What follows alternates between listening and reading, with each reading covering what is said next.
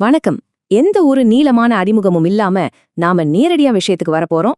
இன்னைக்கு நாம இந்தியாவோட ரொம்பவே ஸ்பெஷலான 5 தனித்துவமான சூழலியல் வாழ்விடங்களை பத்தி ஆழமா தெரிஞ்சுக்க போறோம். இது எல்லாமே பல்லுயிர்களோட பொக்கிஷம்னு சொல்லலாம். என்ன, ரெடியா?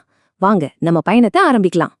ஓகே, இன்னைக்கு நாம பார்க்க போற அந்த 5 இடங்கள் இதோ: நஞ்சராயன் பறவைகள் சரணாலயம், சக்கரக்கோட்டை, தீர்த்தங்கள், ருத்ராசாகர் ஏரி, அப்புறம் அப்பர் கங்கா நதி.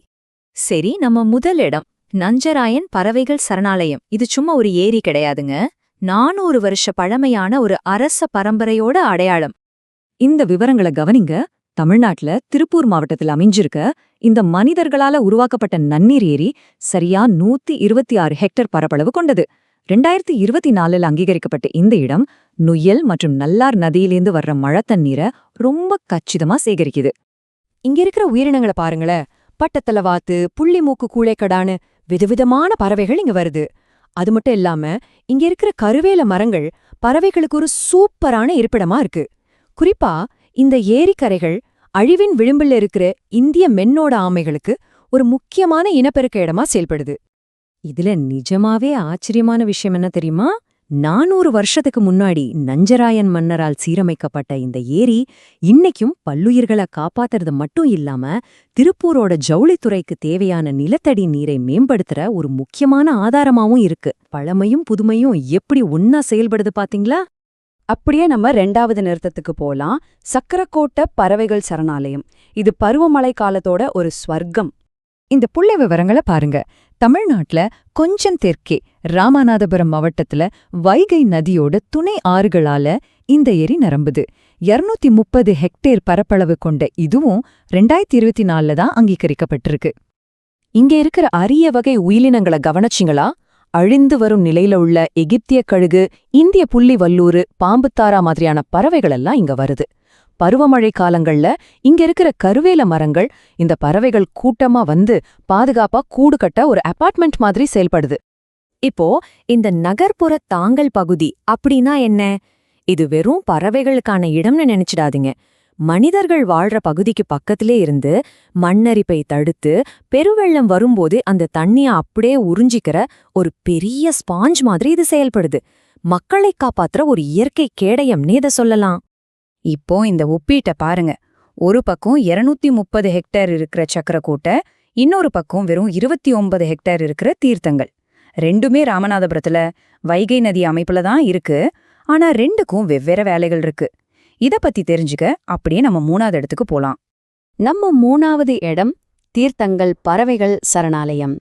ஒரு சிறிய ஆனா ரொம்பவே செழிப்பான சூழலியல் பகுதி இது. முன்னாடியே பார்த்த மாதிரி ராமநாதபுரத்துல வைகை மற்றும் குண்டாறு நதிகளால இது செறிவூட்டப்படுது. பரப்பளவு வெறும் 29 ஹெக்டேர் தானே இது சாதாரணமா நினைச்சிடாதீங்க.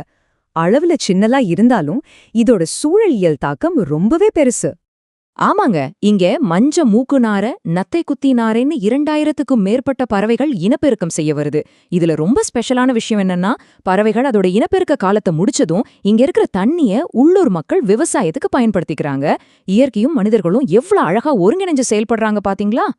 அப்படியே நம்ம பயணத்தை வடகிழக்கு பக்கம் திருப்புவோம். நம்ம 4வது நிறுத்தம் திரிபுராவில் உள்ள ருத்ராசாகர் ஏரி. இத அரண்மனை ஏரின்னு கூட சொல்லலாம். இந்த விவரங்களை பாருங்க. மேற்கு திரிபுரா மாவட்டத்தில் இருக்கிற இந்த ஏரி 2005 அங்கீகரிக்கப்பட்டது. 240 ஹெக்டேர் பரப்பளவு கொண்ட இந்த ஏரிக்கு 3 வற்றாத நீரோடைகள் மூலமா தண்ணி வந்து அது நேரா கோமதி நதியில கலக்குது. இங்க இருக்கிற நீர்வாழ் உயிரினங்களை பாருங்க.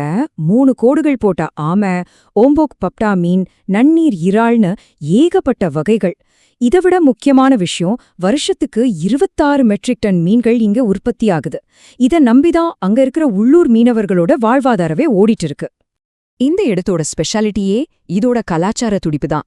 ஏரியாவோட நடுவுல நீர் மஹால் அப்படிங்கிற ஒரு கம்பீரமான அரண்மனை இருக்கு. இங்க நடக்கிற பிரம்மாண்டமான விஜயதசமி திருவிழாவுக்கும் போட்டிகளுக்கும் வருஷத்துக்கு 50,000க்கும் மேல மக்களும் பக்தர்களும் வராங்க. ஒரு பக்கம் சூழலியல், இன்னொரு பக்கம் கலாச்சாரம். உண்மையிலே ஒரு சூப்பரான காம்பினேஷன். இப்போ நம்மோட கடைசி மற்றும் மிகப்பெரிய நிறுத்தத்துக்கு வந்துட்டோம். உத்தரப்பிரதேசத்துல இருக்கிற அப்பர் கங்கா நதி. இவ்ளோ நேரம் தேங்கி நிக்கிற ஏரிகளை பார்த்துட்டு இருந்த நாம இப்போ ஒரு ஓடுற நதிக்கு வந்திருக்கோம். இதோட பரப்பளவு கொஞ்சம் பாருங்களேன். புலந்த்ஷஹர் மாவட்டத்துல பிரிஜ்காட்ல இருந்து நரோரா வரைக்கும் சுமார் 26,590 ஹெக்டேர். இது ரொம்பவே பிரம்மாண்டமான ஒரு பகுதி. ஆழம் குறைவான நதி பகுதிகளையும் ரொம்ப ஆழமான நீர்நிலைகளையும் கொண்ட ஒரு பெரிய அமைப்பு இது. இதுல நாம புரிஞ்சுக்க வேண்டிய முக்கியமான விஷயம் ஒன்னு இருக்கு. பொதுவா நீர்நிலைனா தேங்கி நிக்கிற தண்ணி தான் ஞாபகத்துக்கு வரும் இல்லையா? ஆனா இப்படி ஓடுற ஒரு நதிய பாதுகாக்கப்பட்ட சூழலியல் பகுதியா அறிவிக்கிறது ரொம்ப ரொம்ப அபூர்வம். நதியோட பல்லுயிர்களை காப்பாத்துறதுக்கும் வெள்ளப்பெருக்க கட்டுப்படுத்துறதுக்கும் இது ரொம்பவே அவசியம். இந்த பிரம்மாண்டமான நதியில என்னென்ன இருக்கு பாருங்க. அழிவோட விளிம்புல இருக்கிற கங்கை நதி டால்பின்கள், கரியால் முதலைகள், இது மட்டுமில்லாம 6 வகையான ஆமைகள், 82 வகையான மீன்கள், அப்புறம் சிசு மரங்கள் மாதிரி நிறைய மருத்துவ குணமுள்ள தாவரங்கள்னு பெரிய பல்லுயிர் குடும்பமே இங்க வாழுது. இங்க இருக்கிற மேற்கோள கவனிங்க.